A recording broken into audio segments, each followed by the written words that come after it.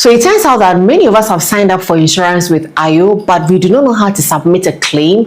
Neither do we know how to even submit the documentations or where to go to submit those claims. And today I am here to break it down for you before you make that decision, especially if you are yet to subscribe to the annual cover or you are already on the annual cover. So do stay tuned and take some notes. Now, before anyone can make a claim at all, there are two things you need to keep in mind. Think of it as checklist, okay? Number one, your policy must be active.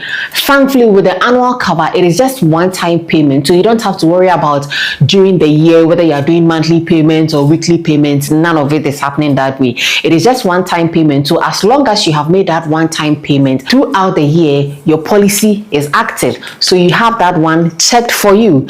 Now, the event must also match the cover, such that you see with the annual cover, you have cover for when death happens with either you or your family member who is also on the policy, or you have to be hospitalized before you can submit a claim. Not when you visit the hospital, not when you take drugs from the pharmacy, but then proper hospitalization. You go to the hospital, you are admitted, that's when the cover comes in and you can make a claim. So once these two boxes are ticked, then you know fully that you can go ahead and submit your claim. Now, what are the documentations to help you submit these claims with respect to whatever event that has happened? So when it comes to documentation, I need you to understand this golden rule. For every claim you are making, ID card is not negotiable.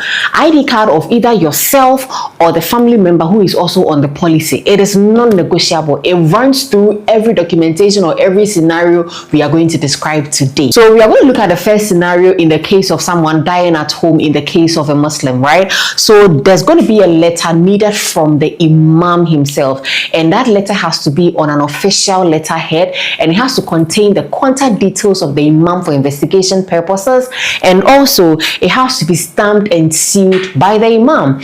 And then it has to also have a confirmation of the deceased identity, the date of death, and the date of burial. So these details have to be on the letter to satisfy the claims requirement. And of course, the golden rule, the identity card of the deceased. And then for our second scenario, we are looking at death happening at home, but in this moment, the body has been moved to the morgue. So what you would need, or the documentation you would need, is an official death certificate or a mortuary receipt which confirms the documentation of when the body was admitted at the morgue. And I know somebody will ask, well, what if the death happened at the hospital?